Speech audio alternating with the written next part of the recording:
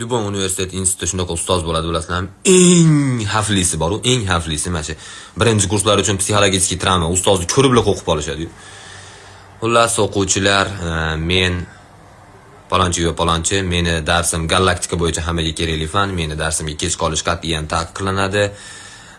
Sizlarga ishinglarni bitirishlar uchun butun boshli 5 minutlik tanaffus ajratilgan, ash paytda qilinglar. Birinchi semestr uchun sizlardan men talab qilib oladigan narsa bu 28 ta referat, 68 varaqdan qo'lda yozilgan bo'lish kerak, kompyuterda yozib, printerda chiqarib kelganinglar tan olmayman.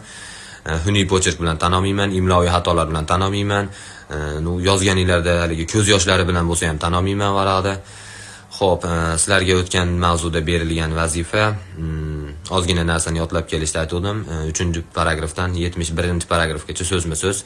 Kim hozir qilib kelmagan bo'lsa, endi 5 hech kim olmaydi meni fanimdan, chunki meni fanim 5 ga men va Xudo biladi xolos bo'ldi.